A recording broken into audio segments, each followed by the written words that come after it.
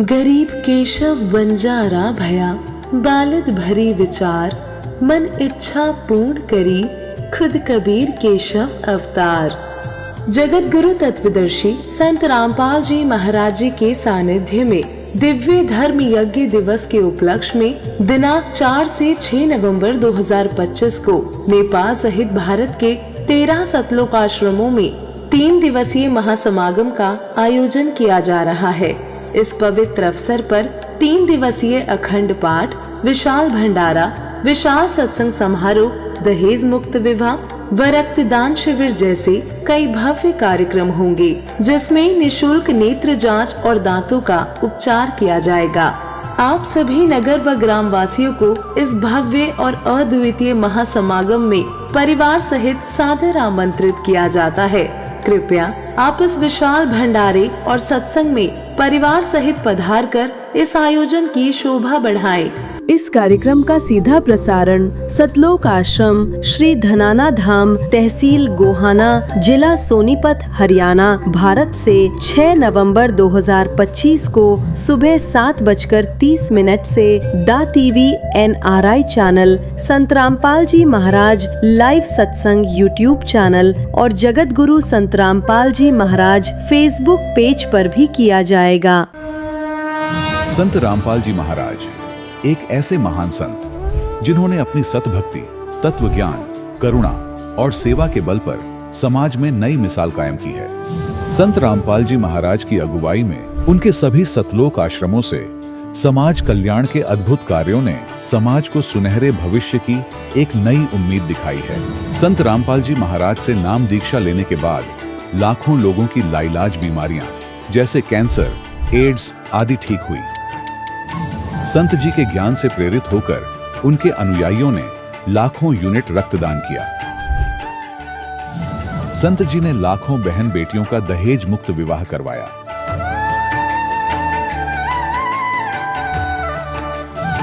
संत जी ने लाखों लोगों का नशा छुड़वाया, करोड़ों उजड़े परिवार बसे। संत जी के आश्रमों में समागम के दौरान निःशुल्क नेत्र चिकित्सा, दंत चिकित्सा प्रदान की जाती है।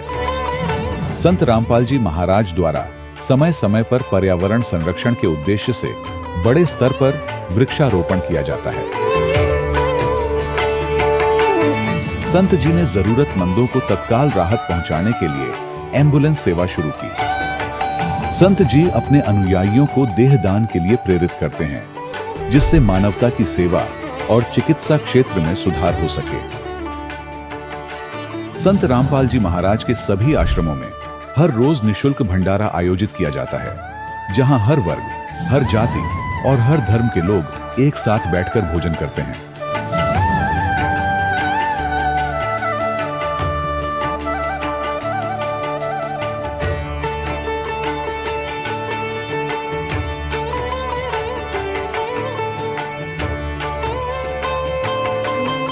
संत रामपाल जी महाराज की अन्नपूर्णा मुहिम ने गरीब और बेसहारा लोगों के जीवन में एक नई ऊर्जा और उम्मीद को जन्म दिया है।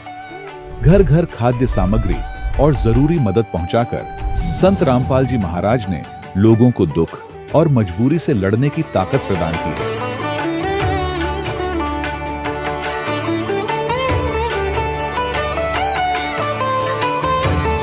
संत रामपाल जी महाराज द्वारा गरीब लोगों के लिए घर बनवाने का अद्भुत कार्य एक ऐसी मिसाल कायम कर रहा है जो सदियों सदियों संत जी की उदारता और दया भावना के तौर पर जाना जाएगा।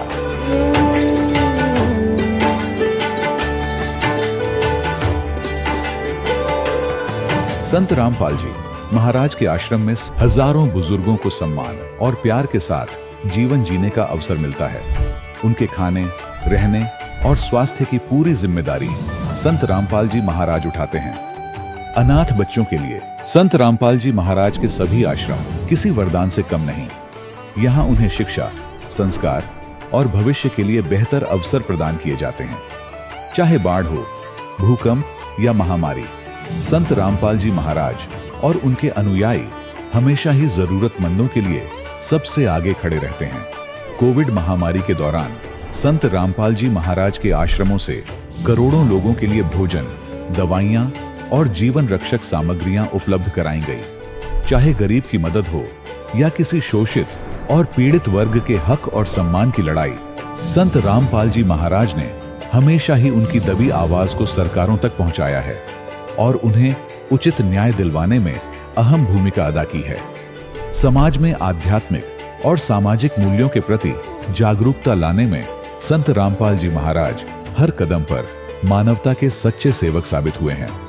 संत रामपाल जी महाराज का जीवन हमें सिखाता है कि सच्ची सेवा वही है जो निस्वार्थ भाव से की जाए।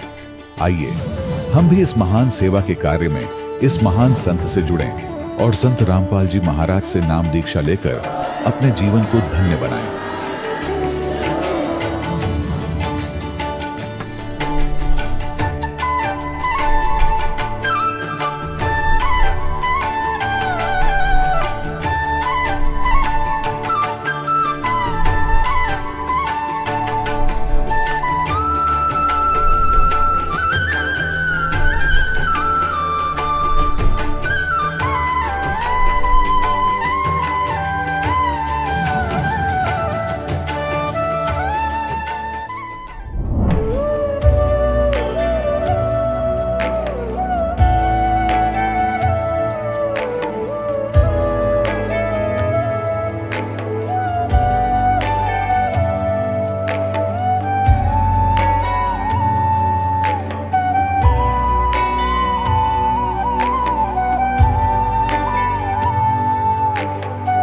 पूर्ण परमात्मा पाप कर्म दंड को भी काट सकता है। अभी तक जिस भी संत व महापुरुष से मिले उन्होंने यही बताया कि पाप कर्म फल भोगने से ही समाप्त होगा। वो प्रभु कौन है जो पाप कर्म को काट देता है, वो काल के बंधन से छुड़वा देता है। उसका क्या नाम है, पूजा की विधि क्या है? कृपया अवश्य सुनिए जगत गुरु तत्वदर्शी संत रामपाल जी महाराज के अमृत वचन। सत साहिब दर्शकों, आज हम आपको शशि प्रभा जी का अनुभव सुनाते हैं, जो चंडीगढ़ की रहने वाली हैं। इनकी कहानी किसी फिल्मी कहानी से कम नहीं है। शशि जी खुद और इनका पूरा परिवार शारीरिक व मानसिक रूप से परेशान था। इनके पति नशे की लत के शिकार थे।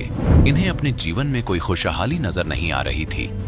शशि जी पहले हिंदू धर्म में प्रचलित सभी भक्ति साधनाएं करती थी। कोई भी व्रत ऐसा नहीं था जो इन्होंने नहीं किया हो, लेकिन इन सब साधनाओं से भी इन्हें कोई लाभ नहीं मिला। आखिर क्यों? जो भक्ति साधना शशि जी ने की उससे इन्हें कोई लाभ नहीं मिला। इतनी भक्ति साधना करने के बाद भी ये क्यों सुखी नहीं थी? आखिर क्यों शशि जी ने अपनी पहले वाली साधना छोड़कर संत रामपाल जी महाराज द्वारा बताई भक्ति साधना को अपनाया? कैसे इनके पति की नशे की लत छूट गई? कैसे ये पूर्ण रूप से सुखी हो गई? दर्शकों, अब आइए सुनते हैं शशि जी की कहानी इन्हीं की जुबानी। बहन जी नमस्कार। नमस्कार जी। क्या नाम है आपका? शशि प्रभा। कहाँ से आए आप? चंडीगढ़ से। संत रामपाल जी महाराज से नाम दीक्षा कब लिया आपने? 2004 दिसंबर में। संत रामपाल जी महाराज से नाम दीक्षा लेने से पहले आप क्या भक्ति करते थे? हम सभी देवी देवताओं की पूजा करते थे जी। सोमवार को शिव जी का, मंगलवार को हनुमान जी का, संतोषी माता का, शनिदेव का, काली माता का, कोई नहीं छोड़ा हमने। वीरवार को भी सब पूजाएं करते थे। जब आप सभी देव देवताओं की पूजा कर ही रहे थे तो फिर आप संत रामपाल जी महाराज की शरण में क्यों गए? संत रामपाल जी महाराज जी की शरण में इसलिए गए क्योंकि मेरी बहन ने मुझे बताया कि वो पूर्ण संत हैं जो धरती पे आए हैं। हम जो परमात्मा के लिए हम भटक रहे थे, तो वो सच्ची भक्ति बताते हैं, सच्चा ज्ञान बताते हैं और उससे हमें मोक्ष प्राप्त होगा। तो इसलिए मैं संत रामपाल जी महाराज जी की शरण में गई।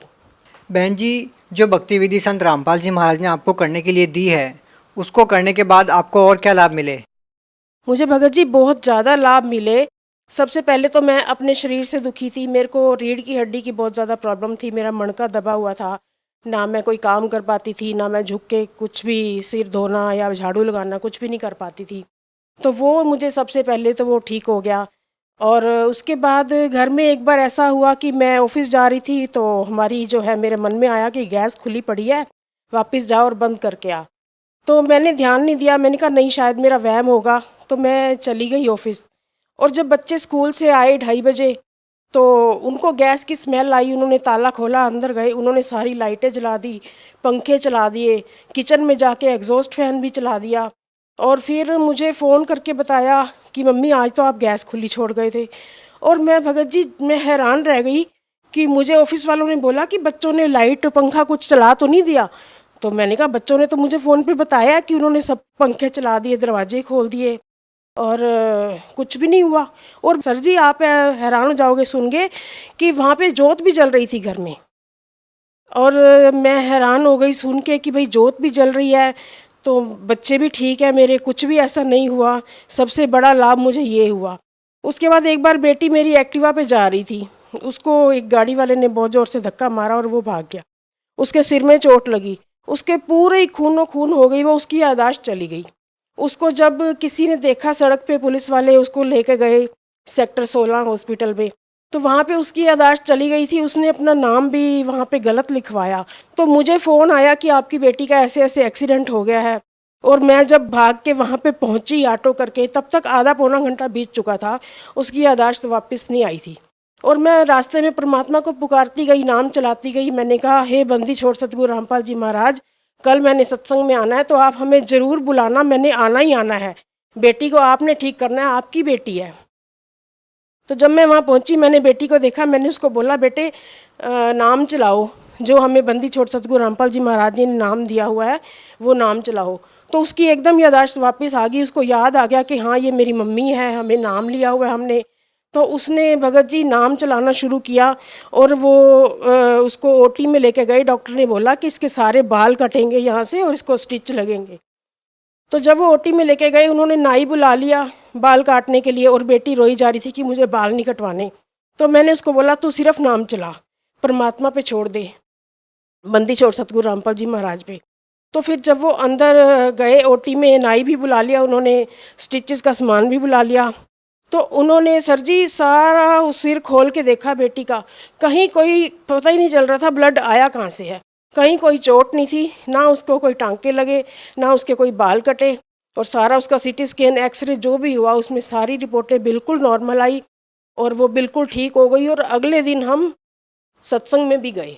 उसके अलावा हमें घर में, जैसे मेरे पति नशा करते थे, तंबाकू खाते थे, शराब पीते थे, तो वो उन्होंने मेरे से पहले उन्होंने नाम लिया था, उन्होंने वो सब छोड़ दिया और घर हमारा ऐसा सुखी हो गया, ऐसा स्वर्ग जैसा हो गया। नाम लेने से पहले तो हमारे घर में बहुत दुख क्लेश रहता था, हर टाइम झगड़ा होता था शराब पीने की वजह से, और वो सब बंद हो गया, घर में सुख शांति आ गई हमारे। बहन जी, संत रामपाल जी महाराज ने जो भक्ति विधि दी है उसको करने से आपको और क्या लाभ मिले? ऐसा है, जब हमने नाम नहीं लिया था उससे पहले मैंने कई बार ट्राई किया था बैंक में जाके कि मैं लोन लूं, क्योंकि मुझे घर में थोड़ा काम करवाना था। घर हमारा काफ़ी गंदा था, जैसे हमने नया ख़रीदा था। तो मैं जब कई बार गई, उन्होंने मुझे कभी कहते थे ये स्टैम्प पेपर नहीं है, कभी वो स्टैम्प पेपर नहीं है, कभी सैलरी स्लिप लाओ, कभी कुछ रह जाता था। तो वो ज़्यादा मतलब इग्नोर मारते थे। तो जब मैंने तत्वदर्शी संत रामपाल जी महाराज जी से नाम ले लिया, उसके बाद 2-4 दिन ही हुए थे मुझे, मैंने ऐसे बैठे हुए ऑफिस में सोचा कि मैं लोन के लिए एक बार पता करूं। तो मैंने ये नहीं सोचा था कि मैंने नाम ले लिया, इसलिए मेरे को तो ऐसे लगा कि मुझे एक बार फिर ट्राई करना चाहिए। मैं सारे कागज़ उठा के बैंक में गई, तो मेरे दिमाग में पता नहीं क्या आया कि मैं सीधा बैंक मैनेजर के पास ही चली गई। तो मैंने कहा सर मुझे ऐसे ऐसे लोन लेना है, तो देखिए मुझे बड़ी प्रॉब्लम आ रही है, यहाँ पे कोई ध्यान नहीं दे रहा। तो उन्होंने मेरे से सारे कागज़ लिए, मुझे कुछ नहीं बोला, बस बोला कि बैठ जाओ। उन्होंने कंप्यूटर में पता नहीं क्या कुछ करना शुरू कर दिया और थोड़ी देर बाद मुझे कहते कि गारंटर को बुला लो।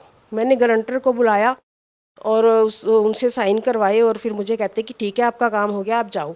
मैंने कहा सर मेरे को पैसे परसों तक चाहिए, तो कब तक हो जाएगा? वो कहते कि पैसे तो आपके अकाउंट में आ गए, आप अभी निकलवा लो चाहे। मतलब काम ऐसे बनने लग गए थे, हर कदम पे काम हम सोचते थे और पहले ही हो जाता था। और भगत जी इतने ज़्यादा लाभ हैं कि मैं क्या बताऊँ आपको। हर कदम पे परमात्मा हमारी सुन लेते हैं। जैसे हम कोई काम सोचते थे और पहले हो जाता था। जैसे मेरी बेटी ने सोचा कि मुझे नर्सिंग करनी है, हमने तत्वदर्शी संत रामपाल जी महाराज जी से पूछा कि क्या ये नर्सिंग कर ले, तो तत्वदर्शी संत रामपाल जी महाराज जी ने बोला कि नहीं, बच्चों के जो है ना नर्सिंग नहीं, आप डॉक्टरी करवाओ इसको।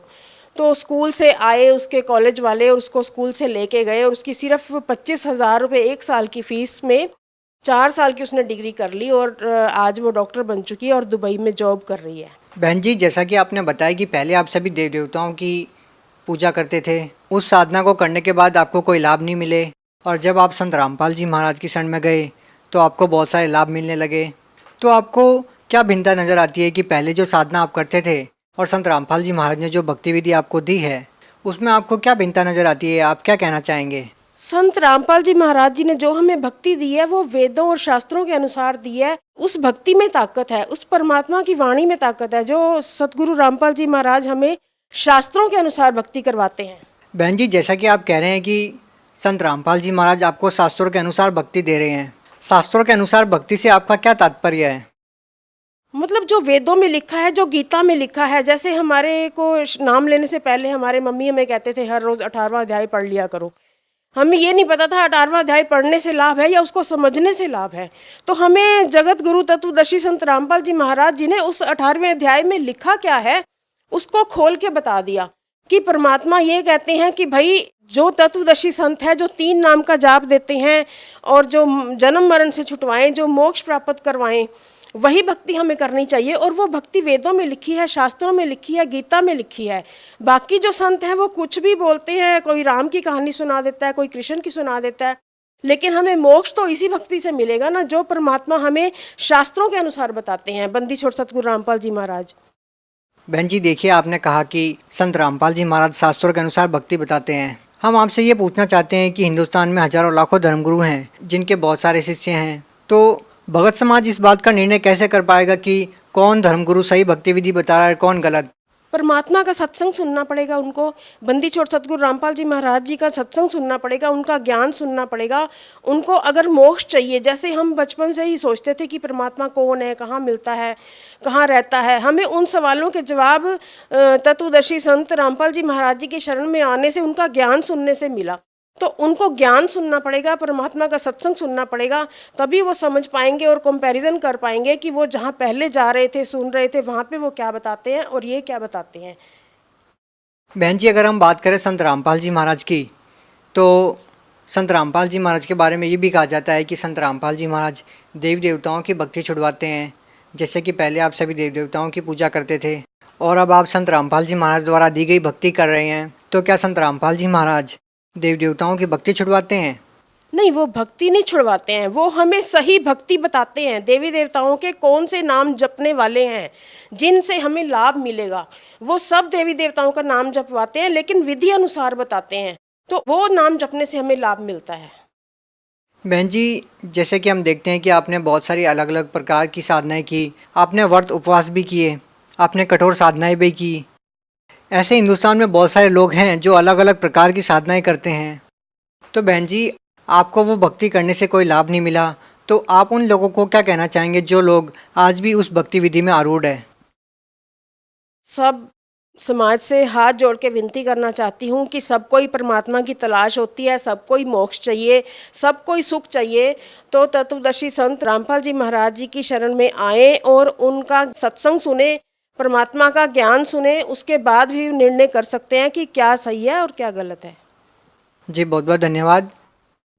सत साहिब। दर्शकों, अभी आपने सुने संत रामपाल जी महाराज से दीक्षा प्राप्त करके सुखी हुए भक्त के अनुभव। अब देखिए जगत गुरु तत्वदर्शी संत रामपाल जी महाराज के मंगल प्रवचन। कतो निराकार था, फिर साकार बन गया सदाशिव। अब देखो सदाशिव कौन है? भगवान सदाशिव है वो मूर्ति। अर्वाचीन और प्राचीन विद्वान उन्हीं को ईश्वर कहते हैं। उस समय एकाकी रहकर स्वेच्छानुसार विहार करने वाले उस सदाशिव ने अपने विग्रह माने शरीर से स्वयं ही एक स्वरूप भूता शक्ति यानी दुर्गा की सृष्टि की, एक स्त्री की सृष्टि की, जो उनके अपने श्रेयंग से कभी अलग होने वाली नहीं थी। उस पराशक्ति को प्रधान प्रकृति गुणवती माया बुद्धि तत्वों की जननी तथा विकार रहित बताया गया है। वह शक्ति अंबिका कही गई है। अब ये क्या कह रहा है ब्रह्मा जी? पुण्यात्माओं, अब देखो कमाल की बात है। देवी पुराण के अंदर तीसरे स्कंद में ब्रह्मा जी अपने पुत्र नारद को बताता है कि बेटा, मैं जब उत्पन्न हुआ मैं कमल के फूल पर बैठा था और युवा मेरा शरीर था। मुझे नहीं मालूम मैं किसने उत्पन्न कर दिया, मेरा उत्पत्ति करता कौन है, मैं कुछ नहीं जानता। अब यूं बताओ है उस अपने बाप के की उत्पत्ति वो क्यों कर बना, तो ये आपे कह रहा है कुछ सच्ची कुछ झूठी। तो ये इसने परमात्मा जो प्रथम बार आए थे वो इस ब्रह्मा से मिले, विष्णु जी से मिले, शिव जी से मिले थे, उनको सृष्टि रचना सारी कथा सुनाई थी। इन्होंने एक बार तो स्वीकार किया था, फिर काल प्रेरणा से मालिक के ज्ञान को रिजेक्ट कर दिया था। अब वो सुना हुआ ज्ञान यहाँ कुछ अटकलबाजी कर रहा है। ये परमात्मा ने तो ये बता रखा है कि इस काल ने दुर्गा को खा लिया था, बुरी नीयत वो उसके पेट में चली गई थी, फिर वो परमेश्वर ने आकर निकाली थी, तब ये दोनों पति पत्नी रूप में रहने लगे थे। अब ब्रह्मा जी इसको दूसरे ढंग से कह रहा है कि उस सदा शिव ने इसने सिर पैर का पता नहीं कि उसने अपने शरीर से एक स्त्री उत्पन्न की जो कभी उसके अंग से अलग होने वाली नहीं थी। अब ये देखिएगा, उस समय एकाकी रहकर स्वेच्छा अनुसार विहार करने वाले सदाशिव ने अपने विग्रह से स्वयं ही एक स्वरूप भूता शक्ति की सृष्टि की जो उनके अपने श्रेयंग से कभी अलग होने वाली नहीं थी। वो कौन है? उस पराशक्ति को प्रधान भी कहते हैं। ये प्रधान शब्द राखियो याद, प्रकृति भी याद रखना। ये प्रधान और प्रकृति शब्द आपके श्रीमद् भगवद गीता के अंदर दास सिद्ध करेगा कि दुर्गा और काल के संयोग से ब्रह्मा विष्णु महेश की उत्पत्ति हुई। वहां युद्ध प्रधान और प्रकृति शब्द है, तो ये समझना कौन है ये प्रधान। ये कह रहे हैं उसी को प्रधान प्रकृति गुणवती माया बुद्धि तत्वों की जननी तथा विकार रहित बताएगा। वह शक्ति अंबिका कही गई है, उसी को प्रकृति सर्वेश्वरी और त्रिदेव जननी। ओह, ब्रह्मा विष्णु महेश की माता, उनको उत्पन्न करने वाली नित्य और मूल कारण भी कहते हैं। सदाशिव द्वारा प्रकट की गई यानी उसके शरीर से निकली हुई उस शक्ति के 8 भुजाएं हैं, अष्टंगी। 3 पुत्र अष्टंगी जाए, ब्रह्मा विष्णु शिव नाम धराए। 600 वर्ष पहले मालिक बता गए थे। आज हमारे ये पवित्र सदग्रंथ उसको सेकंड कर रहे हैं, समर्थन कर रहे हैं भगवान की वाणी का। और जिनको संस्कृत भी नहीं आवती है ब्राह्मण का करते, और गुरु जी हमारे क्या जाने दानक जुला, वो समृद्ध थे, सब वो प्रत्येक चींटी तक की भाषा जानते, सब पशु पक्षियों की भाषा जानते हैं, और इन्होंने उसको रिजेक्ट करके डाल रखा था लाल को। अब संभालो पुण्यात्माओं, आपका कल्याण हो जाएगा।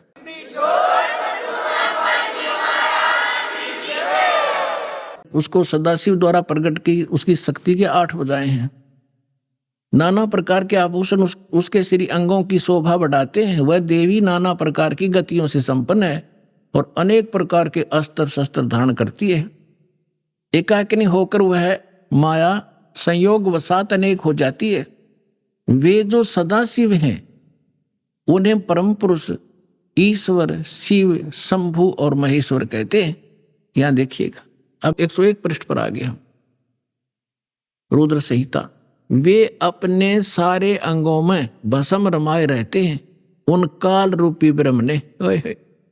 इसको काल कहो, ब्रह्म कहो, सदाशिव कहो, उन काल रूपी ब्रह्म ने एक ही समय शक्ति के शक्ति के साथ शिवलोक नामक क्षेत्र का निर्माण किया था। उस उत्तम क्षेत्र को काशी कहते हैं। वह परम निर्वाण व मोक्ष स्थान है जो सबके ऊपर विराजमान है। वे प्रिय और प्रियतम, वो पति पत्नी रूप में शक्ति और शिव, दुर्गा और काल जो परमानंद स्वरूप है, उस मनोरम क्षेत्र में नित्य निवास करते हैं। शिव और शिवा ने, काल और दुर्गा ने प्रलय काल में भी उस क्षेत्र को अपने सानिध्य से मुक्त नहीं किया। अब यहां देखना, देवर से एक समय उस आनंद वन में रमण करते हुए शिवा और शिव के मन में, दुर्गा और काल के मन में, ब्रह्म के मन में यह इच्छा हुई कि किसी दूसरे पुरुष की सृष्टि करनी चाहिए, यानी कोई संतान उत्पन्न करनी चाहिए, जिस पर यह सृष्टि संचालन का महान भार रखकर हम दोनों केवल काशी में रहकर इच्छा अनुसार विचरें और निर्वाण धारण करें।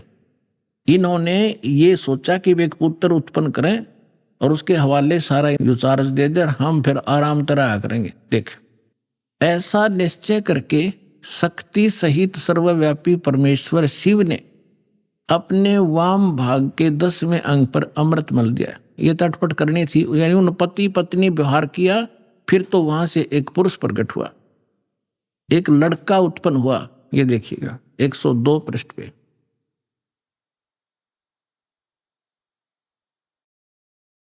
ये रुद्र संहिता हम पढ़ रहे हैं। शिव ने कहा वत्स, शिव ने कहा बेटा, व्यापक होने के कारण तुम्हारा विष्णु नाम विख्यात हुआ। अब काल और दुर्गा का बेटा यानी विष्णु की उत्पत्ति होगी, दोनों से सिद्ध हुआ। अब यहां देखो, ये 6वां अध्याय समाप्त हुआ। अब यहां देखिएगा 7वां शुरू हुआ। ब्रह्मा जी कहते हैं देवर से,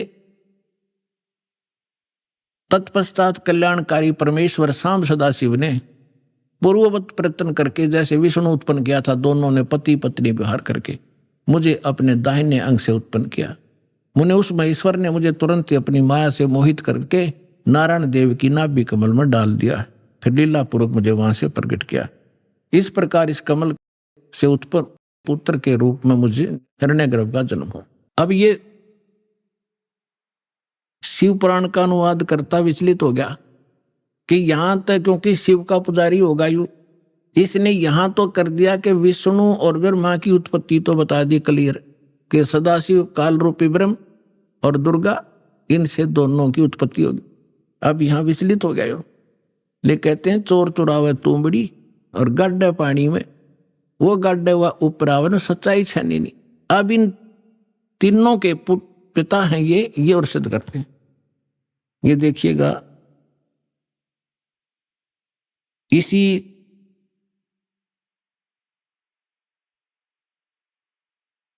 इसके 24 पृष्ठ पे आपको दिखाते हैं। ये विद्वेश्वर संहिता है। एक समय क्या होता है, एक समय ब्रह्मा और विष्णु जी का इस बात पर झगड़ा हो गया, युद्ध हो गया। ब्रह्मा जी कहने लगे मैं तेरा बाप विष्णु जी को, विष्णु जी कहने लगे मैं तेरा बाप, तो मेरी नाभि कमल से उत्पन्न हुआ।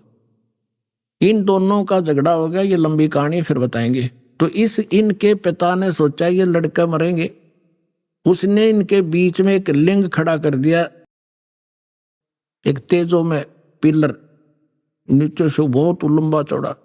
ये दोनों युद्ध करना बंद कर गए, उसके और छोर खोजने लगे। तब ये पहुंच गया अपने पुत्र शिव का रूप धारण करके, और फिर इनसे कहने लगा कि तुम ज्ञान देने लगा, समझाने लगा। तो इन्होंने फिर जो प्रश्न उत्तर किए वो सुनाते हैं, देखिएगा। इससे पता चलेगा ये कौन है। ये है विद्वेश्वर संहिता, संक्षिप्त शिव पुराण, और पृष्ठ नंबर 24 पे ये है ब्रह्मा जी और ये है विष्णु जी, ये बीच में इनका एक स्तंभ है। अब हम यहां आ जाते हैं 25 पृष्ठ पे।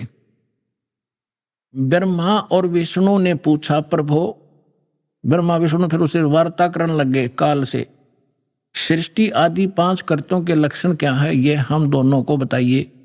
भगवान शिव बोले, ये काल बोला, काल रूपी ब्रह्म बोला, मेरे कर्तव्यों को समझना अत्यंत गहन है, तथापि मैं कृपा पूर्वक तुम्हें उनके विषय में बता रहा हूं। आगे देखो, हम अपने मतलब की पढ़ लेंगे। ये 26 नंबर पे आ गया।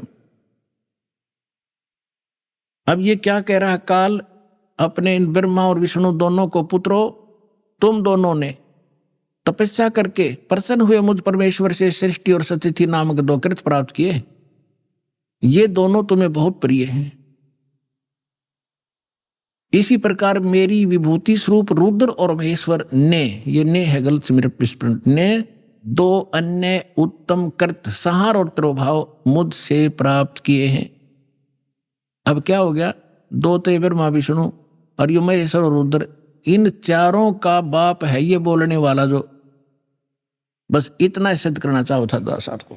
अब परमात्मा ने बताया कि 3 पुत्र अष्टंगी जाए, ब्रह्मा विष्णु शिव नाम धराए, और 3 देव की जो करते भक्ति उनकी को देना हो वह मुक्ति। गुण तीनों की भक्ति में ये भूल पड़ो संसार, कहे कबीर निज नाम बिना कैसे उतरो पार। अब सर्वानंद कहने लगे कि झूठ बोलता है, ऐसा कुछ नहीं लिखा है, क्योंकि ये नकली विद्वान इसी बात का लाभ उठाकर हमारा नाश करने में सफल हुए कि वो संस्कृत भाषा जानते थे और पूरा समाज अशिक्षित था। इनका यूं दाव लग रहा था। अब उसने क्या किया कि जो मतलब की बात थी वह छोड़ दी, और उसने जो कंठस्थ याद कर रखे थे श्लोक गीता के, वेदों के, वो संस्कृत बोलने लग गया। काफी देर तक रुका ही नहीं, डाटा को आध पौन घंटे तक संस्कृत बोलता रहा, संस्कृत बोलता रहा। और वो सामने वाले जितने जुलाहे बैठे थे बेचारे भोले भाले माई बहन बेटी भगत, वह ये भी नहीं समझ पा रहे जो पंडित जी बोल के रहा है। उन्होंने फिर ताड़ी पीट दी, वाह पंडित जी, वाह सर्वानंद, वाह पंडित जी, कमाल कर दिया। अब उनकी प्रशंसा से सर्वानंद विजयी हो गए और परमात्मा पराजित कर दिए। आज तक यह नो बिजली गिर रही थी बगैर इन इंस्ट्रूमेंट के, जो भगवान ने आज आपको समझाने के लिए बनवाए हैं जीव से। ना जीव बना दिए इंस्ट्रूमेंट, ये पहले यही था। ये मनुष्य 4 युग का इतिहास तो आपके पास है। अभी 50 वर्ष से पहले थे हमने देखे बैलगाड़ी खचड़ खचड़ने घसीटे अंडा करते, काट के पहिए, काट की गाड़ी। और उससे पहले एक रेडू में खच्चर जोड़ कर रथ बना के घसीटे फिरा करते थे। कहाँ गई थी मनुष्य की विधि? ये परमात्मा ने दया बख्शी आपके लिए। और अभी 10 वर्ष से हो रहा है, 12 वर्ष से हो रहा है, ये सब विकास कराया दाता ने, ताकि अपने बच्चों को वर्ड टू वर्ड समझा दूं, ताकि ये पहचान ले मेरे को। और 1 मिनट में जा छोड़ दो इनको सतलोक में, पीछा छुटे यहाँ से।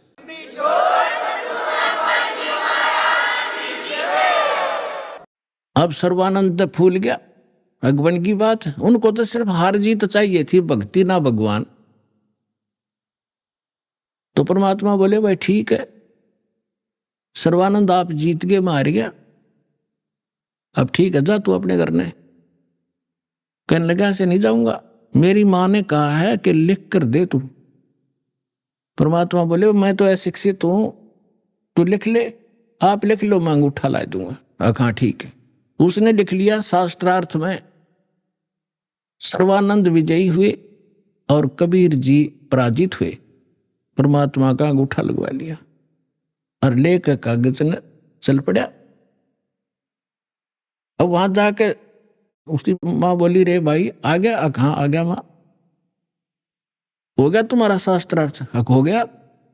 2 मिनट में हार गया। उसने जाते हार मान ली माँ मेरे से। तो उसकी माता जी ने कहा कि बेटा मैंने जो प्रार्थना की थी आपसे, कुछ लिखवा के लाया तू? हाँ, मैं कच्चा काम थोड़ा ही करता हूं, ये देख। माँ बोली बेटा पढ़ के सुना। अब उसने पढ़ा। शास्त्रार्थ में सर्वानंद हार गया, कबीर साहब विजयी हो गए। उसकी माँ बोली रे तू तो हार का रहा मूर्ख, अब पढ़ने लग रहा। ओहो माता जी ऐसा है ना, मैं कई दिन से शास्त्रार्थ में लगातार रात्रि में जाग रहा था, गलती से लिखा गया मेरे से उल्ट लिखा गया। अकजा अब के ठीक लिख ले तू। वो दूसरी बार फिर पहुंचा कि कबीर जी ऐसे है, मेरे से लिखने में कोई त्रुटि रह गई है, मेरी माँ नहीं मान रही है, फिर से लिखवाना पड़ेगा। अब फिर लिख लो पंडित जी, मेरा कौन सा अंगूठा किससे है, कितनी बार लवा ले। उसने लिख लिया खूब सूझबूझ से। शास्त्रार्थ में सर्वानंद विजयी हुए, कबीर जी पराजित हुए।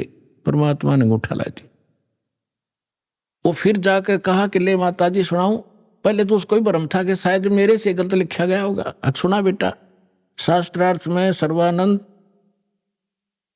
उड़ अटक गया। अब बोल आगे बोलता क्यों ना? नहीं बोला माँ कभी गलत लिखा गया है। तो शास्त्रार्थ में सर्वानंद हार गए, कबीर साहब विजयी हुए। उसमें फिर ये लिखा पाया, उसका फिर भ्रम रह गया कि माँ फिर लाऊं लिखवा कर। जा बेटा फिर लिखवा ला। अब तीसरी बार फिर परमात्मा बोले लिख लो, होगी लगी होगी चूक आपके, कोई बात ना। उसने फिर ऐसे लिख लिया और परमात्मा का अंगूठा लगवा लिया। अब फिर जब उसने सोचा कि जब मैं बाहर पढ़ता हूं तो ये ठीक पावे है, और माँ के सामने जाता हूं इसमें यह के बिजली गिरे, तो बाहर से ही आंगन से ही उस पर नजर टिका ली।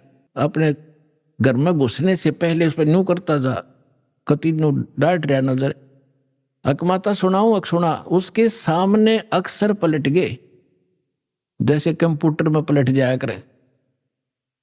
और न्यो का न्यो पकड़ गया, बैठ गया कलेजा पकड़ के। उसकी माँ बोली रे बोलता क्यों ना, तेरी बोलती क्यों बंद होगी विद्वान, बोल क्या लिख रखा है इसमें? वह कागज हाथ से छूट गया उसके। तो उसकी माँ बोली, बेटा भगवान आए हैं, तेरी बुद्धि भ्रष्ट हो रही है, ये 4 अक्षर सीख के और तू विद्वान पाक रहे है।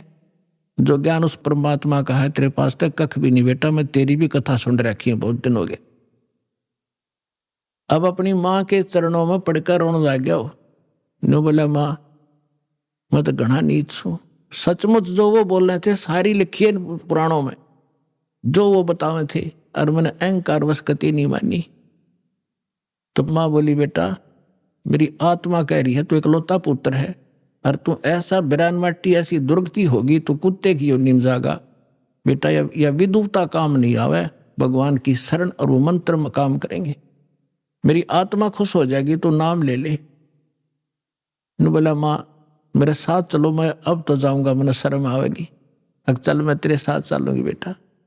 जाके चरणा में डाल दिया कि परमात्मा तेरा बालक है, भूल होगी इसते और नाम दे दो। परमात्मा बोले, कोई बात ना बेटा, हम तो सारे मेरे ही तो बच्चे हैं, जिस दिन ये मुझे पहचान लेंगे झगड़ा ही मिट जाएगा। तो इस प्रकार सर्वानंद का कल्याण हुआ।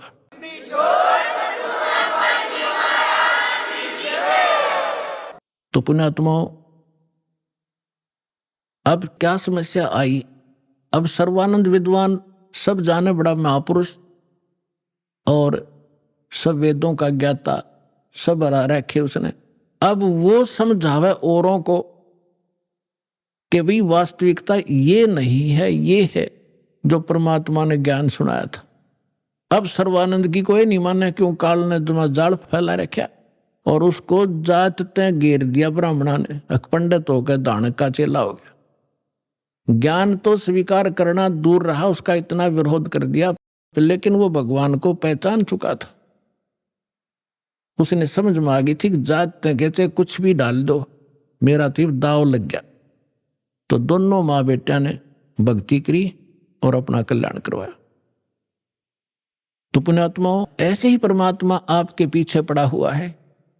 आपके पास कोई भगत मिला होगा, कोई पुस्तक लेकर गया होगा, किसी ने सीडी दी होगी, वो प्रेरणा अपने बच्चों के माध्यम से कहते करे कराव साइया मन में लहर उठा और दादो सिर जब दर जीव के आप बगल हो जा। परमात्मा कहते हैं गोता मारो स्वर्ग में और जा बैठू पाताल, गरीबदास ढूंढता फिर वो अपने हीरे मोती लाल। मैं रोत हूं सृष्टि को, सृष्टि रोए मोहे, और कह कबीर इस वियोग को कोई समझ नहीं सकता कोई। मैं तुम्हें रो रहा हूं कि तुम मेरे बच्चे हो, तुम काल के फंस गए हो, तुम्हारी यहाँ कितनी दुर्गति हो रही है, कोई इस मनुष्य जीवन में सुखी नहीं, अगले जन्म में क्या हालत होगी, कुत्ते और गधे की योनियों में आप जाओगे। और आप मुझे खोज रहे हो, हे भगवान, हे सर्व सुखदाई, हे संकट मोचन। और मैं कहता हूं मैं भगवान हूं, तुम नखरे करते हो, तो भगवान कैसे होगा? धानक है, दुल्हा है, राम और कृष्ण भगवान, और किसी को राहत नहीं मिल रही। तो परमात्मा कहते मैं रोवत हूं सृष्टि को, क्योंकि तुम मेरे बच्चे हो, यहाँ फंस गए गलत जगह पर। और मैं रोवत हूं सृष्टि को, सृष्टि रोए मोहे, और कह कबीर इस योग को समझ नहीं सकता कोई। जिसमें धर्मदास जी को परमात्मा मिले और फिर उनको सतलोक लेकर गए, फिर उनको छोड़ा, वापस अपने यथास्थान को दिखाकर अपनी वास्तविकता से परिचित करा के जब परमेश्वर ने धर्मदास जी को नीचे छोड़ा, तो फिर वो समझ गए, क्योंकि सारी लीला मालिक ने की हुई थी। तो वो समझने के बाद परमेश्वर की महिमा को किस प्रकार सुनाया। धन धन सतगुरु सत कबीर भगत की पीड़ मिटाने वाले, धन धन सतगुरु सत कबीर भगत की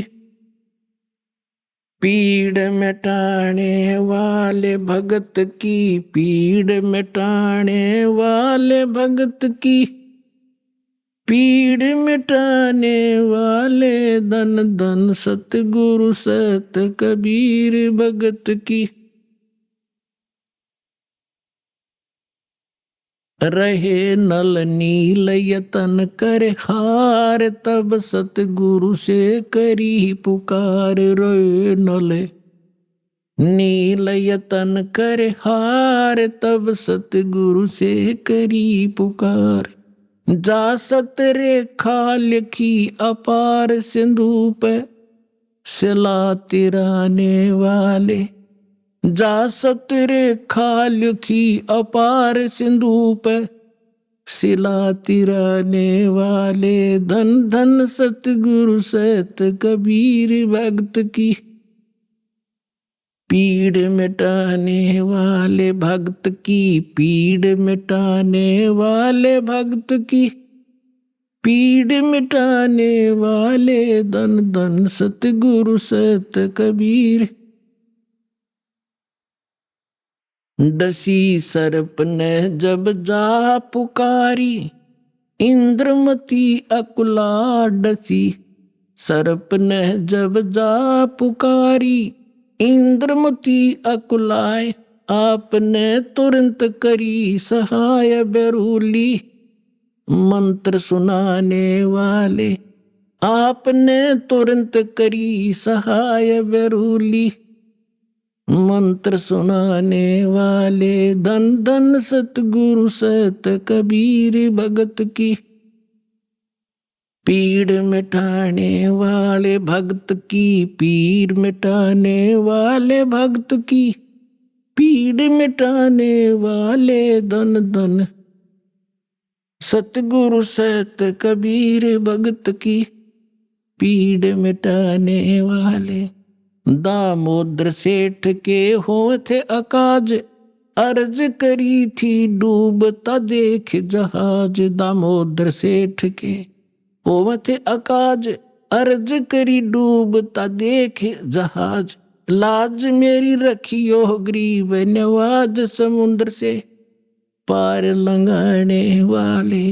लाज मेरी रखियो गरीब नवाज, समुद्र से पार लंघाने वाले। धन धन सतगुरु सत कबीर भगत की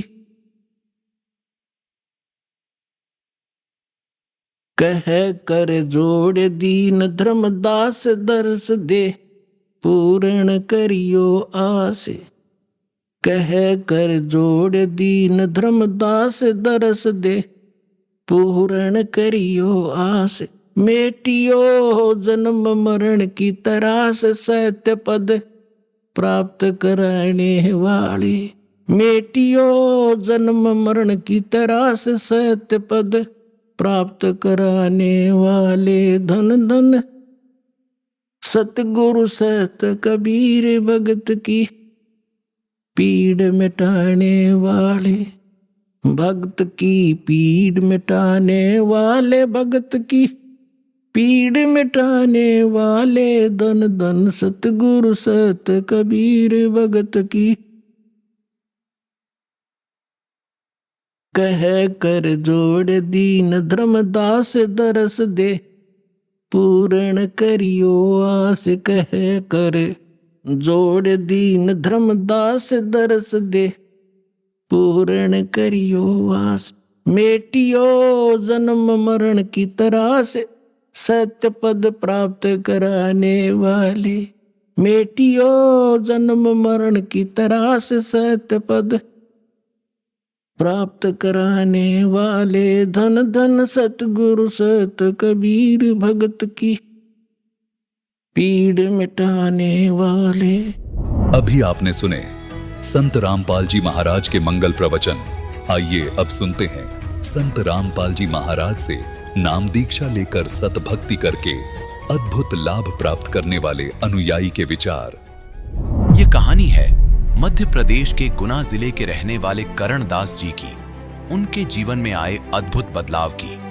करण जी पहले कालाजी महाराज, चंद महाराज, हनुमान जी और देवनारायण जैसे देवी देवताओं की पूजा किया करते थे, लेकिन उनके इतनी भक्ति के बावजूद उन्हें जीवन में शांति नहीं मिली। उनकी हालत इतनी बिगड़ गई कि उनके मुंह में असाध्य रोग यानी कैंसर हो गया। करण जी ने भारत के सभी प्रमुख अस्पतालों में इलाज कराया, जिनमें दिल्ली का एम्स, मुंबई का टाटा मेमोरियल और जयपुर का महात्मा गांधी मेडिकल कॉलेज शामिल थे। लाखों रुपए खर्च करने के बावजूद उनकी बीमारी ठीक नहीं हो पाई। डॉक्टरों ने उन्हें बता दिया कि यह कैंसर ठीक नहीं हो सकता और वे निराश होकर घर बैठ गए। जीवन से निराश होकर करण जी ने आत्महत्या का प्रयास भी किया, लेकिन एक आंतरिक प्रेरणा ने उन्हें रोक दिया। इस बीच संत रामपाल जी महाराज के भक्त सुजन दास जी ने करण जी को संत रामपाल जी महाराज के सत्संग में जाने की सलाह दी। फिर ये संत रामपाल जी महाराज के पास जाने को तैयार हुए। 9 सितंबर 2017 को करण जी को एक दिव्य अनुभव हुआ, जिसे सुनकर आप हैरान हो जाओगे। इन्होंने सपने में देखा कि संत रामपाल जी महाराज और परमेश्वर कबीर जी इन्हें सतलोक आश्रम ले जा रहे हैं और इनका इलाज कर रहे हैं। इस अनुभव के बाद करण जी ने संत रामपाल जी महाराज से नाम दीक्षा ली और उनके बताए अनुसार भक्ति करने लगे। धीरे धीरे उनका कैंसर पूरी तरह ठीक हो गया। उन्होंने पूरी निष्ठा से संत रामपाल जी महाराज की भक्ति की। अब वे एक स्वस्थ और सुखी जीवन जी रहे हैं। अब सुनिए करण जी के जीवन परिवर्तन की कहानी उन्हीं की जुबानी। नमस्कार सर। सत साहेब सर जी। सर क्या नाम है आपका? मेरा नाम है करण दास। सर कहाँ के रहने वाले हैं आप? मैं गुना जिला मध्य प्रदेश का रहने वाला हूँ। सर संत रामपाल जी महाराज से नाम दीक्षा आपने कब ली? जी मैंने 24/12/2017 को संत रामपाल जी महाराज से नाम दीक्षा ली है। सर संत रामपाल जी महाराज की शरण में आने से पहले आप क्या भक्ति साधनाएं करते थे? कि जो हम साधनाएं किया करते थे, काला जी महाराज, जंत महाराज, भूत महाराज, प्रेत महाराज, हनुमान जी महाराज, तो देवनारायण महाराज, ऐसे मतलब वही जो पारिवारिक पूजा है पूर्व से चली आ रही उसी पूजाओं को किया करता था। लाभ की जगह और मुंह में जो है असाध रोग हो गया था, कैंसर, जिसका मैंने पूरी दुनिया में इलाज कराया। सभी देवी देवताओं को यहाँ भी गया पर कहीं से भी रिलीफ नहीं मिला। जो है भारतवर्ष के 52 हॉस्पिटल, माने हुए बड़े बड़े hospital, Delhi AIIMS, Bombay Tata memorial, Bhopal का कैंसर एमबाई हॉस्पिटल, जयपुर का Mahatma Gandhi medical college hospital, Kota M Y hospital के डॉक्टर शिव कुमार, ईएनटी का डॉक्टर, उससे 3 बरस तक यानी प्रति माह 5,000 रुपये महीने की दवा गोली का खर्च उठाया, लेकिन फिर भी मेरी बीमारी ठीक नहीं हुई। इस तरह कुल टोटल कम से कम बता रहा हूँ 5 लाख रुपए खर्च हो चुका था और मैं बुरी तरह से बर्बाद हो चुका था। डॉक्टरों ने मेरे जो मुंह में बता दिया था कि ये भयंकर जबड़ा में चमड़ी कैंसर, ये ठीक नहीं हो सकता है, जैसे भी जीवन निकले बेटा ऐसे निकाल, और इस दुनिया में जो भी आया उसको सबको मरना है, मरने से क्यों डरता है। मैं निराश होकर मतलब घर बैठ गया और 3 साल तक दूध पी कर समय निकाला। ऐसी स्थिति में एक दिन मेरे मन में ऐसा आया कि ऐसे जीवन से तो मैं मर जाऊं तो बढ़िया है, तो मैं घर से भागकर ट्रेन से कटने के लिए चला गया और मैं ट्रेन की पटरी पे जाकर खड़ा हो गया। लेकिन अंदर से ऐसी प्रेरणा हुई कि अभी रुक जा, तुझे भगवान मिलने वाला है, और मैं वापस घर आ गया। कई बार मैंने एंडोसल्फान पीकर मरने का प्रयास किया और दुखी जीवन घर पे पड़ा रहकर जीता रहा।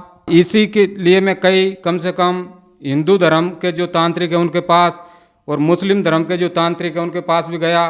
कोई बोलता था कि 5,000 चाहिए, कोई बोलता था कि 10,000 चाहिए। दुख का निवारण कराने के लिए हमने सभी को दिया और उनने हमको खूब लौटा, लेकिन मुझे कहीं से भी कोई रिलीफ नहीं हुआ। राजस्थान में जो है अटरू तहसील पड़ती है, यहाँ एक प्राचीन झाड़ोता गांव है, उसमें देवनारायण भगवान का मंदिर है। तो मैं गुर्जर समाज से बिलोंग करता हूँ। तो भारतवर्ष का पूरा गुर्जर समाज जो देवनारायण भगवान को विष्णु जी का अवतार मानते हैं और वो कहते हैं कि मतलब विष्णु जी सर्वोपरि है और इनके यहाँ जाने से सब दुखों का यानी रोगों का निवारण हो जाता है। तो मैंने उन लोगों की भी बात मानी। मैंने बोला था कि अगर देवनारायण भगवान आप विष्णु अवतार है और पूरा गुर्जर समाज आपको मानता है तो आप मेरे दुख का निवारण कर दो, मैं आपको 5 कुंटल घी में प्रसादी करूँगा, भंडारा करूँगा। लेकिन मेरा कोई रोग समाप्त नहीं हुआ। वहाँ से भी मुझे निराशा ही हाथ लगी। सर आपने बताया कि जो भक्ति साधनाएं आप करते थे उनसे आपको कोई लाभ नहीं मिला, तो फिर संत रामपाल जी महाराज की शरण में आप कैसे आए? सदगुरुदेव जी संत रामपाल जी महाराज के भक्त ने एक दिन मुझे फ़ोन करके बताया, तो आप एक जगह है यहाँ पर चले जाओ, मनोर थाना, संत रामपाल जी महाराज का नामदान केंद्र है, यहाँ से आप नाम दीक्षा ले लो तो आपकी बीमारी ठीक हो सकती है। लेकिन मैं दुनिया में दर दर की ठोकरें खाने के बाद, सभी डॉक्टरों के पास, सभी देवी देवताओं के पास, सभी मंदिरों में जाने के बाद और ये तांत्रिकों के पास जाने के बाद जब निराश हो चुका था तो मैं नास्तिक हो चुका था। मेरे मन में ये आने लग गया था कि कोई भगवान नहीं है। मैंने भगत जी को बताया कि मैं कहीं भी नहीं जाऊंगा, मुझे तो मरना ही है। मेरे मुंह में भयंकर जो है जलन पड़ रही है, आग लगी हुई है, मांस पूरा गल चुका है, जो है भोजन भंडारा कुछ भी नहीं कर सकता हूँ, सिर्फ ठंडा दूध पीकर मेरा जीवन चल रहा है और मैं कहीं भी नहीं जाऊंगा। तो जो संत रामपाल जी महाराज के भगत थे वो रेगुलर उन्होंने 8 दिन तक मेरे पास फ़ोन किया और बोला कि भगत जी इस धरती पर परमात्मा आए हुए हैं संत रामपाल जी महाराज, यहाँ जाने के बाद में कैसा भी असाध रोग हो वो ठीक हो जाता है, आप एक बार जाकर उनसे नाम दीक्षा ले लो। तो मुझे विश्वास नहीं हुआ। मैंने उनसे बोला कि ये कैसे संभव है कि संत रामपाल जी महाराज परमात्मा हो सकते हैं। उसी दिन मतलब 9 सितंबर 2017 को संत रामपाल जी महाराज और परमेश्वर कबीर देव दोनों आए और मुझे मेरे घर से उठा कर ले गए आश्रम। वहाँ ले जाकर उन्होंने मुझे एक बढ़िया मतलब जो है पलंग तख्ता पे सुलाया, फिर मेरे पूरे बालों की जो है शरीर के बाल काटे और फिर मुंह की मेरी सर्जरी की, मुंह में मशीन डालकर, और दोनों खड़े हो गए। तो मैंने पूछा कि आप कौन हो? मैंने इस दुनिया में कोई भी डॉक्टर, कोई भी मंदिर, कोई भी मस्जिद, कोई भी जगह नहीं छोड़ी है। अब ये कोई आश्रम है या हॉस्पिटल है? तो दोनों हंसे और बोले कि बेटा आज हमने तुझे जीवन दान दे दिया है, ये सतलोक आश्रम है और यहाँ मैं साक्षात आया हूँ। अब तू मनोर थाना जाकर नामदान लेकर सद्भक्ति करने लग, फिर मैं तुझे सतलोक लेकर चलूँगा। मैं सुबह उठकर और नामदान लेने के लिए नामदान केंद्र पर मनोर थाना गया तो वहाँ पर भगत जी ने संत रामपाल जी महाराज से नाम दीक्षा दिलवाई और मुझे बताया कि सतगुरुदेव के नियम है, अगर इसमें रहकर आप भक्ति करोगे तो आपको यम के दूत नहीं ले जा सकते हैं और आपकी बीमारी भी ठीक हो जाएगी। और सभी श्लोक सहित बताया कि ये ज्ञान है, तो मुझे समझ में आया और फिर मैंने समझा और फिर मैंने नाम दीक्षा 24/12/2017 को लिया और इस सद्भक्ति मार्ग पे लगा। सर, हमने सुना है कि संत रामपाल जी महाराज से नाम दीक्षा लेने के बाद श्रद्धालुओं को बहुत सारे लाभ प्राप्त होते हैं, चाहे वो आर्थिक हो, शारीरिक हो, मानसिक हो या आध्यात्मिक हो। तो क्या सर संत रामपाल जी महाराज से नाम दीक्षा लेने के बाद आपको भी कोई लाभ प्राप्त हुए? हाँ जी, जैसे मैंने नाम दीक्षा ली तो मेरा रोग समाप्त होने लगा। और जब मैं कैंसर से बहुत पीड़ित था तो मैं पूरे देश में सभी हॉस्पिटलों में गया, सभी देवी देवताओं पर गया और कम से कम मेरे 5 लाख रुपए खर्च हो चुके थे। मेरी आर्थिक स्थिति बहुत कमज़ोर हो चुकी थी और मैं आत्महत्या करने के लिए कई बार मैंने प्रयास किया, लेकिन शिक्षित होने की वजह से इतना ज्ञान था कि आत्महत्या सबसे बड़ा दोष है, इसलिए मैं आत्महत्या नहीं कर पाया। और जब मैंने सदगुरुदेव जी से नाम दीक्षा लिया तो मेरा कैंसर का रोग भी ठीक हुआ और मेरे ऊपर जो 5 लाख रुपए खर्च था वो भी समाप्त हुआ। और जो मैं 4-5 साल से मैं खाना नहीं खा पाता था, सिर्फ दूध भी पीता था 100 या 200 ग्राम सुबह या शाम, लेकिन सदगुरुदेव संत रामपाल जी महाराज से नाम दीक्षा लेने के बाद सदगुरुदेव जी ने ऐसे दया करी कि जिस दिन मैंने नाम दीक्षा ली उसी दिन 5 साल से यानी रोटी नहीं खाई थी, लेकिन उसी दिन मैंने 4-5 रोटी खाई और मेरा जलन का रोग समाप्त होने लगा। संत रामपाल जी महाराज से नाम दीक्षा लेने के बाद मेरा कैंसर का रोग बिल्कुल ठीक हो गया, मैं बिल्कुल स्वस्थ हो गया। और जब बिल्कुल मेरी भक्ति सही चलने लगी तो 9 फरवरी 2018 के दिन जब मेरे पास प्रथम नाम था संत रामपाल जी महाराज के द्वारा जो दिया गया था, रात की 12 बजे मैं जो है 12 बजे तक मोबाइल में चिप से सत्संग सुन रहा था और 12 बजे जब मुझे नींद आने लगी तो मैंने सोचा अब सो लेता हूँ। सर्दी का मौसम था, जैसे मैं सोया और कम्बल मैंने ऊपर पटका तो कोई आदमी मेरे पास खड़ा आकर हुआ और बोला कि चल तेरा यमराज का बुलावा आया है। जैसे मैंने कम्बल ऊपर उठाया तो वो मेरे ऊपर बैठ गया और यहाँ जो हृदय कमल होता है इससे चीर के और मेरी जान को निकालने लगा। मैं बिल्कुल बेहोश हो गया, मुझे कोई पता नहीं मेरी जान को निकाला जा रहा था। जब मैंने सदगुरुदेव को याद किया संत रामपाल जी महाराज को, तो संत रामपाल जी महाराज से मैंने बोला कि परमात्मा, लोग कहते हैं कि परमात्मा इस दुनिया में है और जो संत रामपाल जी महाराज से नाम दीक्षा ले लेता है तो उनको यम के दूत नहीं ले जाते हैं। मैंने इतना ही बोला था, परमात्मा अगर आप सच्चे तो आज मुझे छुड़ाओ। तो परमात्मा संत रामपाल जी महाराज जो वहीं प्रकट हो गए और बोले यमदूतों से कि तुम मेरे इस बेटे के पास क्यों आए हो, मेरे बच्चे के पास क्यों आए हो, मेरे भगत के पास क्यों आए हो। तो दोनों दूत, उनके भयंकर दांत थे, बहुत बड़े बड़े बाल थे, बहुत भयंकर रूप था, देख कर पता नहीं क्या हो जाता है। तो वो बोलने लगे, संत रामपाल जी महाराज के चरणों में पड़ गए कि ये परमात्मा, हमको पता नहीं था कि ये आपका भगत है। हमसे तो यमराज ने बोला था कि उसको लेकर आना, उसके श्वास खत्म हो चुके हैं। संत रामपाल जी महाराज ने बोला कि यमराज से बोल देना मैंने इस बच्चे की उम्र को बढ़ा दिया है, अब इस बच्चे के श्वासों को मैंने बढ़ा दिया है और अब मैं इस बच्चे को सद्भक्ति करा के सतलोक लेकर जाऊंगा और अगर आप परेशान किया तो मैं आप लोगों को बहुत दंडित करूंगा। तो दोनों हाथ जोड़कर बोले कि परमात्मा, हमारी क्या औकात है कि हम आपके भगत को ले जा सकते हैं। आज के बाद हम आपके इस भगत के पास कभी भी नहीं आएंगे। और इस तरह संत रामपाल जी महाराज ने मेरी जीवन रक्षा की। और एक दिन और मई के महीने में सदगुरुदेव मुझे संत रामपाल जी महाराज ऊपर लेकर गए। मेरे पास आए कि चल बेटा, मैं तुझे तेरे दादाजी से मिलाता हूँ। मेरे दादाजी की 2006 में निधन हो गया था कि चल तेरा दादाजी पितरलोक में पड़ा हुआ है। संत रामपाल जी महाराज मुझे विमान में बिठाकर और पितरलोक में लेकर गए और दरवाजा पे जाकर खड़े रह गए और बोले कि बेटा तू अंदर चला जा, उठाला वो है तेरा दादाजी। मैंने दादाजी को पहचान लिया। मैं अंदर गया तो दादाजी बड़े खुश हुए और बोले कि बेटा तू भी आ गया। मैंने बोला कि हाँ, मुझे मेरे सदगुरुदेव संत रामपाल जी महाराज यहाँ लेकर आए हैं, चलो आप उठकर बाहर चलो। जब मैं उनको उठाकर लेकर बाहर आ रहा था तो 2 दूत भाग कर आए और वो बोले कि कहाँ जा रहा, रुक, यहाँ से वो जीव जाता है जिस पे यमराज साइन कर देता है। बिना यमराज के दस्तखत से यहाँ से कोई जीव नहीं जा सकता है। तो एक दूत फिर भगा, एक इतनी बड़ी लाल डायरी लेकर आया खाता भाई जैसी और बोला कि इसका रिकॉर्ड देखते हैं। रिकॉर्ड देखा तो यमराज के उस पर साइन कंप्लीट थे। उसने बोला ले जा भाई, इसके साइन है, तेरे दादा को तू ले जा। तो और भी बहुत सारे डोकरे वहाँ पड़े हुए थे, बूढ़े जिनके एक एक हाथ दाढ़ी बधी हुई थी। उनने बोला यार बेटा हमको भी ले चल, यहाँ तो हमें भी यम के दूत यातनाएं देते हैं, दुख देते हैं, हम परेशान हैं, दुखी है इस लोक में। तो यमदूत बोले भाई आपको यहाँ से ये नहीं ले जा सकता है। यहाँ से तो अगर आपके परिवार में, आपके वंशज में कोई संत रामपाल जी महाराज से नाम दीक्षा ले और उनकी भक्ति करे तो ही वो ले जा सकता है। ये संत रामपाल जी महाराज का भगत थे, इसलिए अब इनको यहाँ से छोड़ा जा रहा है।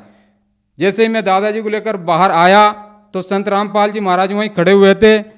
सदगुरुदेव ने मेरे से बोला कि बेटा तू जो है तेरे गांव कर्मोदिया मृत लोक में पहुंच, मैं तेरे दादाजी को जो है किसी मेरे शिष्य यानी भगत के घर में मनुष्य जीवन दूंगा और जैसे इनकी जबान खुलेगी तो सत साहेब के कर खुलेगी और इनको नाम दीक्षा तत्काल मिलेगी और इनको भी सतलोक लेकर चलेंगे। इस तरह परमात्मा ने कहा कि मैं मेरे सच्चे भगत की 101 पीढ़ी को पार कर देता हूँ।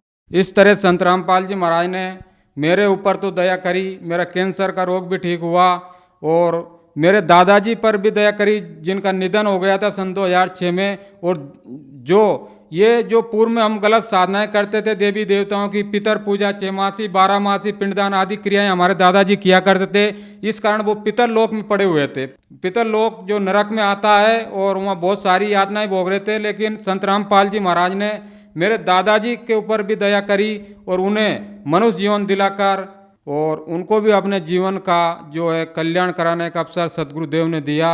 सदगुरुदेव संत रामपाल जी महाराज ने और बहुत सारी दया करी, 5 लाख का कर्ज भी अदा किया और सर्व सुविधाएं दी। कहने का मतलब आज अगर मुझे ज़रूरत होती है कि सुबह मुझे 5,000 की ज़रूरत है तो 5,000 की व्यवस्था हो जाती, पता ही नहीं कहाँ से क्या हो जाती है। परमात्मा के यहाँ कहने का मतलब दुख भी समाप्त होता है और ये भौतिक सुख सुविधाएं भी बहुत ज़ोर से मिलती है।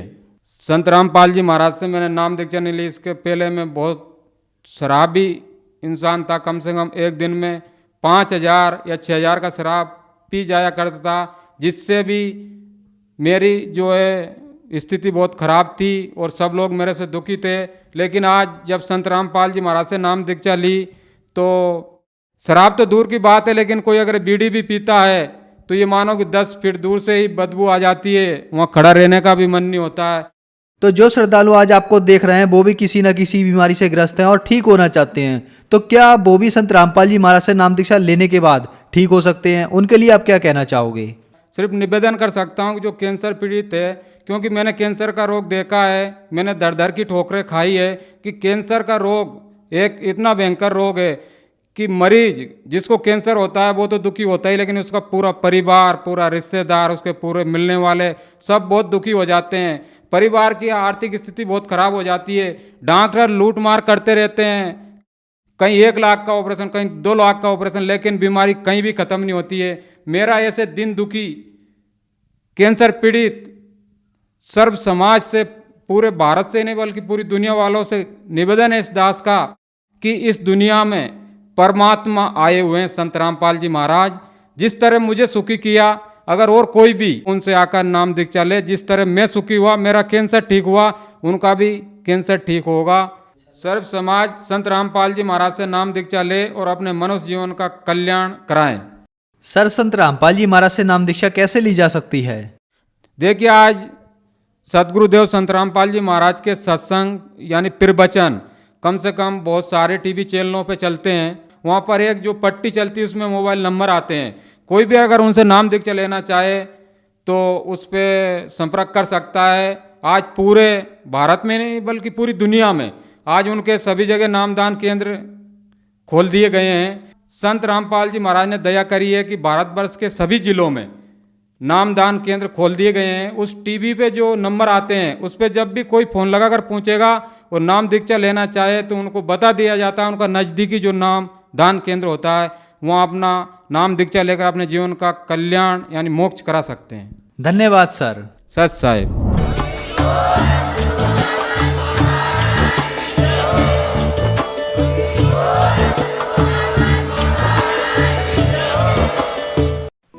आप सुन रहे थे जगत गुरु तत्वदर्शी संत रामपाल जी महाराज के मंगल प्रवचन।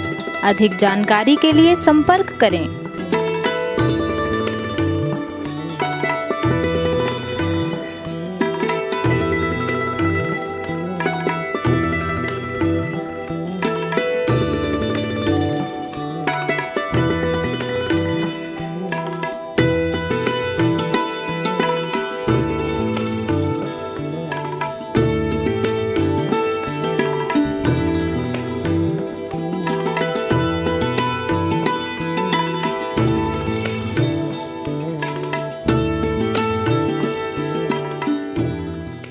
जगत गुरु तत्वदर्शी संत रामपाल जी महाराज जी के पावन सानिध्य में भक्ति की अलख जगाने तथा श्रद्धालुओं को सत्य भक्ति मार्ग का रास्ता दिखाने हेतु कनाडा के लोकप्रिय channel the TV NRI channel पर जगत गुरु तत्वदर्शी संत रामपाल जी महाराज जी के मंगल प्रवचनों का प्रसारण प्रतिदिन सुबह 7:30 बजे से 8:30 बजे तक तथा रात्रि 7:30 बजे से 8:30 बजे तक किया जा रहा है। इस सत्य भक्ति मार्ग को अपनाने के लिए अधिक से अधिक सत्संग प्रसारण देखें। इस सत्संग प्रवचन का सीधा प्रसारण संत रामपाल जी महाराज लाइव सत्संग YouTube चैनल और जगत गुरु संत रामपाल जी महाराज फेसबुक पेज पर भी देख सकते हैं।